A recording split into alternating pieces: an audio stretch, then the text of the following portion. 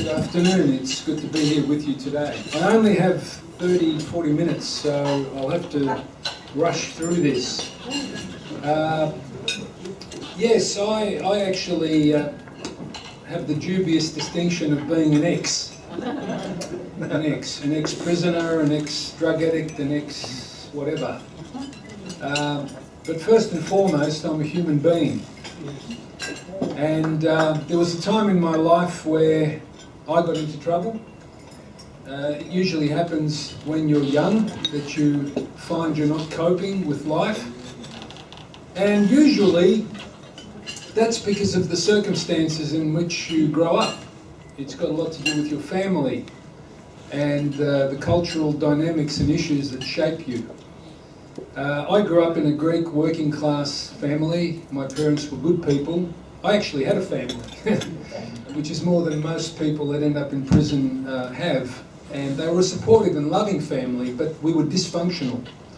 Dysfunctional in the sense that when I was 6, my father suffered a serious accident and he was rendered an invalid pensioner and he never worked again. And he became a broken man. I called him the invisible man because he wasn't available to me as a young boy growing up. And one of the serious issues that I've identified that male prisoners face is what I call the missing father syndrome. That they've grown up without a significant male role model who ideally should be your father. He should be your hero. He should be the one that shapes you into the man that you become, because character is modelled, not innate. My father was absent because he was sick. He lived in his own little world, and I never got to know my father, and he never got to know me. That created issues in my life. Then I had a mother who had a nervous breakdown and tried to kill herself. I didn't know all this at the time. And we had issues, my mother and I. It was like a love-hate relationship. And the further it went, the more it became a hate relationship, me hating her. To the point where I remember consciously wishing that she would get hit by a car and die or something, just to get out of my life and leave me alone, because she was overbearing and demanding and neurotic, and I didn't like her very much. And today, thankfully, my mother and I are reconciled, and I can honestly say that that's one of the greatest achievements in my life, bar none. When I was reconciled to her after many, many years struggling with issues, I did 3.5 years of intensive counselling, years after I got out of prison, when my first marriage failed, and I started regressing back into drug use and would have probably ended up back in jail, but I knew that there was an alternative way. And so I took hold of that, and part of that was intensive counselling. I reckon anyone who's been in prison should receive counselling when they're released as well as when they're in prison. But that doesn't generally happen. And that counsellor helped me to become empowered to the point where I was able to confront my mother and discuss some pretty painful but significant issues, which led to a process of healing between us. And I taught my mother how to say I love you, and that is just one of my, it's right up there, it's just wonderful. And Mum says it to me sometimes before I say it to her. So when Mum dies, if she dies before me, she's 87, I won't have any unfinished business with her, but I had a lot of unfinished business with my father, who unfortunately died 3 months before I was released from prison. And that left a gaping hole in my life, guilt, remorse, etc., etc. Getting back to how did I end up in prison, because people often wonder, they say, how did a nice guy like you end up in jail?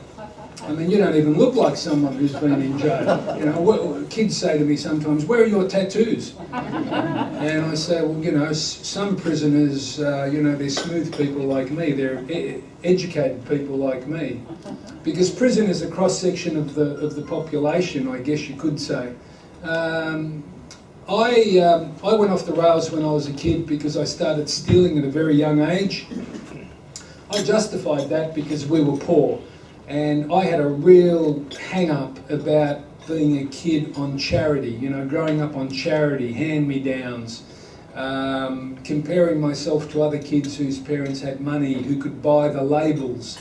And we are very much a culture like that, aren't we? We're so materialistic, and the value that we place on people is often in terms of what they own, what they possess, where they live, what kind of car they drive. It's also fickle and false and hollow, but they're the values, unfortunately. And you know, we breed a generation of kids who even believe that when it comes to education. Because I work in schools as a speaker and I teach VCE students, and I say to them, who put this confounded formula into your heads that VCE is about getting a good ATAR score, in other words, being in competition with someone else and beating them, being better than them, so that you don't miss out, but they might, so that you can then get into university. And I say to them, why do you want to go to university? What do you reckon their answer always is? Why would you want to go to university? Nothing else to do? No, well, that's part of it. To get a job. Yeah, to get a job. That's it. It's not about becoming enlightened and, you know, expanding your knowledge and developing into the human being, the integrated human being that you need to be, finding ways to become empowered so that you can give to the community, impart something, make a contribution. No, it's so that they can get a job, and they always measure that according to the blessed dollar, how much money they're going to make out of the job. And it just reflects where our community is at. And that's why I always say the greatest addiction in our culture today is not ice, it's not even tobacco or even alcohol, it's money. More people are addicted to that than anything else. I can see that so clearly, but most people can't. So as a kid, because we didn't have money, I started stealing. It became an habitual thing. I became a kleptomaniac, to use a good Greek word. And I also became an exceptionally good liar. I could look you straight in the eye and lie to you about anything. And I felt good about that because I got what I wanted and I got away with it. But it became part of my character. And so years later at this university, when I embarked upon an arts law degree, huge mistake. Never should have done law.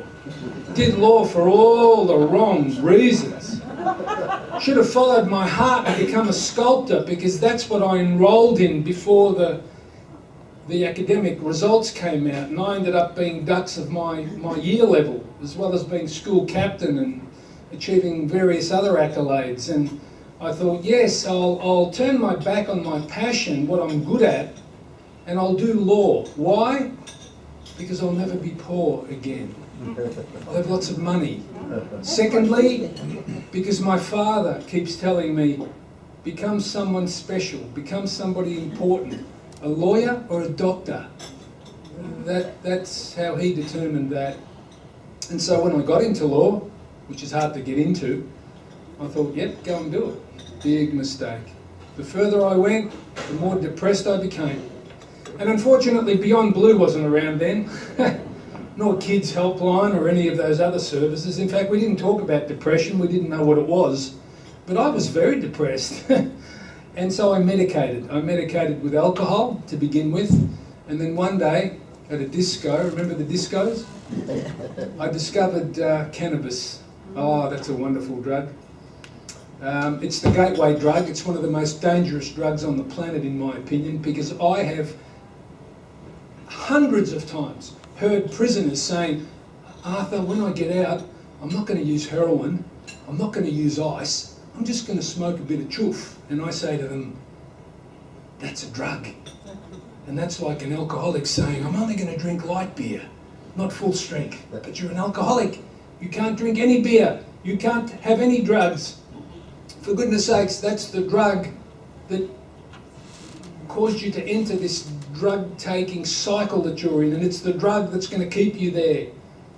But you know, it is effective. And when you're depressed as I was and you take this magic medicine, it makes you feel like 1 minute you're Clark Kent and the next minute you're Superman. And you're high. And that's a drug term, I'm high. So why would you want to be low and depressed when you can be high all the time? All you need to do is continue taking the drug. And that became my meaning and purpose in life. It literally did. You see, I got to the point where I became afraid of reality, and that's what I define as classic drug addiction. Because you can get off any drug, you can. With assistance you can. Yes, you go through withdrawal with some of them, and some are harder to get off than others, but ultimately all drug addiction is between your ears, it's psychological. I've seen heroin addicts come clean, get out of prison and go and use straight away. Why do they do that? Because the addiction's between their ears. It's deeper than the drug. The drug is only a symptom of underlying deep-seated causal, personal, social, family problems that are never addressed properly by the system, unfortunately. And so the cycle just continues and continues. And before long I was addicted not just to cannabis, but any drug I could get my hands on. I kept coming to university, attending lectures, hanging on to the only semblance of normality that I had, and invariably I failed, as you do. And I didn't know what to do. I needed money. I couldn't go to Dad and say, have you got a spare 20,000, Dad, to get me through next year? And I remember being an accomplished little thief like I was, immediately my mind went to crime. How can I obtain money quickly? Stealing from Maya wasn't the answer.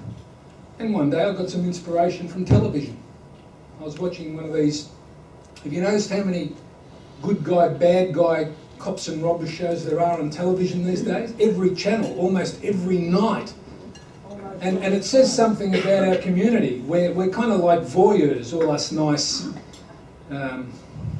good people. We seem to get off on the dark side of human nature. And I was watching one of these shows and there was an armed robbery, and this little kind of voice in my head said, hey Arthur, you could probably pull this off if you did it not that way, but this way. And so I used my acting prowess. I did school plays and things. I knew how to put makeup on. In those days there were no cameras in TABs and banks. And to cut a long story short, I walked into a TAB on a Saturday afternoon and pulled off a successful armed robbery using an imitation gun because I didn't want to hurt anyone. In fact, I used to break up fights at school. I never considered myself, and this might sound ironical to you, I never actually considered myself a violent person. And yet I did an armed robbery and I still didn't consider that to be a violent offence. For goodness sakes, the judge said to me, when my barrister tried to say, well, he didn't have a real gun, his intentions were good, and the judge said, yes. Well, did you know, young man, that one of your 3 victims had a pacemaker in his chest, that he could have had a heart attack and died, and you would have been in front of me for a much more serious crime today? And all I remember looking at him with my trying to muster as much remorse as I could, and I did feel remorseful, and I said, I'm sorry, but you know, sorry doesn't wash. So 7 months after doing the first robbery, I'd done 3, and every 2 months I was doing another one. And it's good that I was caught after 3, because it would have been 33 or 43. And when they did catch me, 2 police walked in to check out suspicious character, because they had a photo kit made of me, and they'd issued it to all the metropolitan tabs, because there was a modus operandi, as the police call it, you know, the way you go about a particular crime. And so they were kind of on the watch for a suspicious character, and that particular day the TAB manager, she called the police. I was, of course, stoned. At that stage I was on a drug called Mandrax, which was a sleeping drug which went onto the prohibited drugs list, and I was taking 8, 9, 10 of them at a time, as well as alcohol, as well as a bit of cannabis, as well as the occasional tab of LSD. I mean, I was really together. So I'm standing in this TAB when the 2 police walked in. One of them walked up behind me, touched me on the shoulder. I panicked. Have you ever panicked? Pardon me, but have you ever heard the term, I shit myself? Well, I used to wonder, why do people say that, I shit myself? What does that mean? Well, I did, literally, that day when he touched me. And I only discovered that 2 hours later when I was sitting in the old Russell Street Police Headquarters chained to a table, and I felt this squelchy kind of feeling in my pants and this smell. Now, if I could panic so desperately as to do that, thank God I didn't have a gun in my hand. I would have shot him and killed him, because in those frenetic couple of seconds I pulled out the imitation gun, knocked him to the floor and aimed it at his face, as his colleague pulled out a loaded .38 service revolver, which I'm eternally grateful he pulled out after I pulled mine out, so I was able to sort of slow him down. So he put his gun back, and then I took a loaded gun off the police officer on the ground and aimed it at his face with my finger trembling on the trigger. I could have killed him. I could have left 2 little girls without a daddy, and a wife without a husband, and murder on my consciousness for the rest of my life. And my life would have been finished. Thank goodness I didn't pull the trigger, because I could have. That all wasn't meant to happen. I just wanted some money. I thought that will resolve my problems. I ended up going through a drug rehabilitation clinic. I spent nearly 4 months there. They were trying to work out, how did a young man with so much potential end up in such a mess? But they couldn't figure it out. So then I went before the judge, Court 4, Supreme Court of Victoria. I went at an inauspicious time in history, because 2 weeks before I went to court, they raised the maximum for armed robbery from 15 to 25 years, thank you very much. And I got a good whack, as we offenders call it. I got 11 years maximum with an 8-year minimum sentence. Now in those days with remissions for good behaviour, well, good behaviour, I don't know if it's good behaviour. I learned to be really sneaky and shifty and get away with things. And so I don't know that it was really good behaviour. But I ended up doing just on 5.5 years in prison. Now, going to prison at the age of 22, that is an inordinately long time. Looking back, I realised I was a kid, really, I was a kid who thought he was a man. And I was a pretty mixed up young man too. And I remember the psychologist who saw me and wrote a report said, "Your Honour, my concern for this young man is he's reasonably intelligent, and if he goes to jail for a long time, my concern is he's going to come out and he's going to be a real problem for society." And he was so right. You see, after 4 years in prison, my life was a total mess. I'd gone through the infamous Pentridge prison, which brutalised me. It really did. I'm still recovering from that experience. It was an evil, horrific place, full of violence. And I was always scared. The only time I didn't feel fear was when they locked me in for 17 hours a day. But then I had to deal with claustrophobia and other internal fears. You see, I was the monster that I was most scared of. And I deteriorated over time. I tried so hard not to, but I fell in. And I started thinking and feeling and behaving like the kind of person that I certainly didn't want to become. But I did. After 4 years, I found myself in a country prison. I was drug addicted. I was growing marijuana about half a kilometre from the jail in the bush. I was stoned every day. I was angry. Oh, not just angry, like you might become angry sometimes. I mean, I was angry in a way that I can't begin to describe to you, in a really destructive way. And the anger was first and foremost about myself, hating myself, despising who I'd become, and fearing myself. Hence the drugs, the more drugs to try and avoid that reality. I was also addicted to pornography. My mind was like a sewer. Imagine if I'd been released like that. I reckon I would be dead now, no doubt about it. But I'm fortunate, I got sort of transformed. And it wasn't through anything the prison did, it was despite what the prison did. I'm one of the few prisoners, and I did my research thesis on this topic. At the time, in the year 2000, when I graduated, no one had done any research on this topic in Australia, and it was this: the significance of Christianity in reforming prisoners. Because I'm one of the prisoners who got religion, found God in prison, or God found me, or whatever you want to call it. A lot of people are cynical about that, but you should be grateful because it really worked for me. And that's the only reason that I'm not the person that I was telling you I was becoming. That's what turned my life around. That was the key to my rehabilitation. I got out of prison in 1983, which is, 33 years ago. I've been involved in the prison system from the moment that I was released, and it hasn't ceased. As a volunteer, as a professional, a practitioner, an academic, I've spent my whole life doing that, and I'm tired of it. I really am. I'm not so cynical that I've given up, but I'm really jaded. It's just...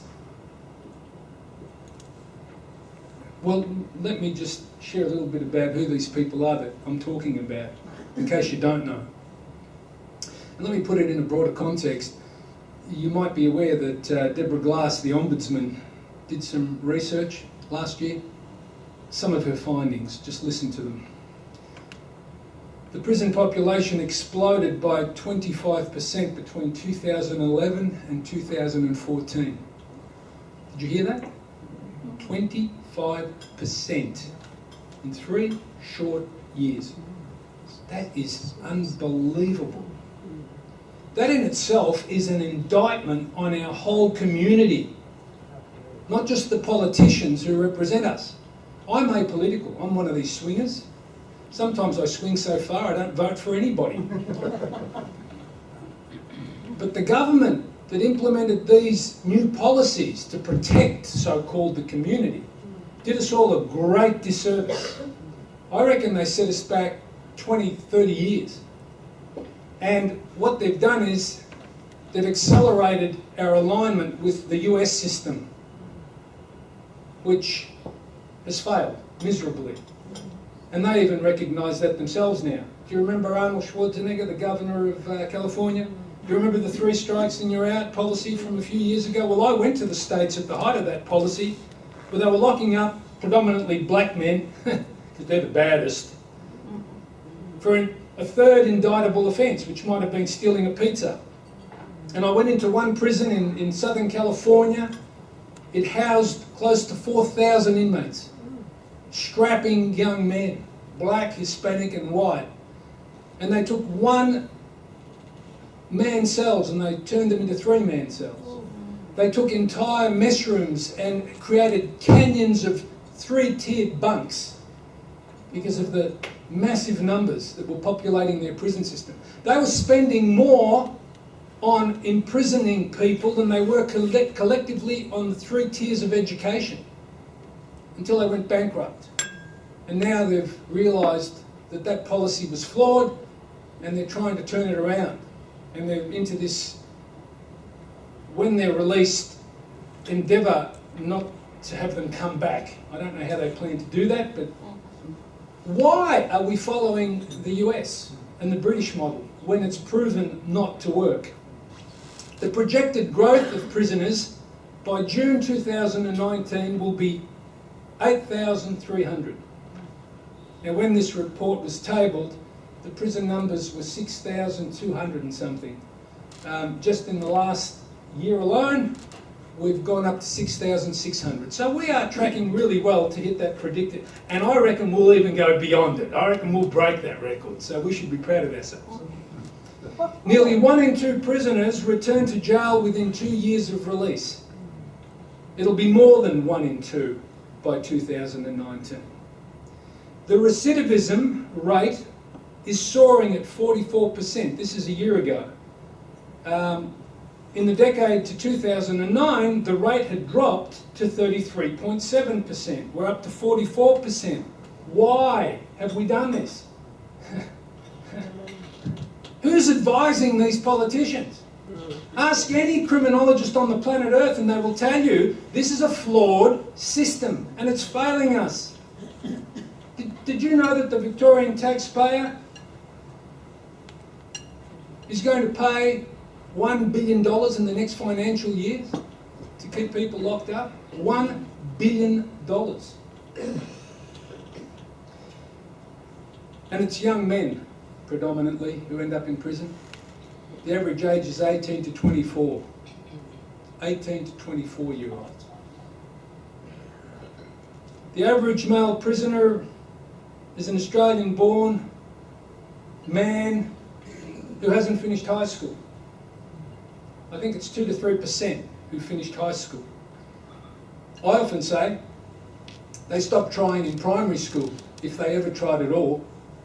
It's not because they're stupid, it's because they haven't taken advantage of an opportunity or were never afforded the opportunity, because nobody taught them the value of education.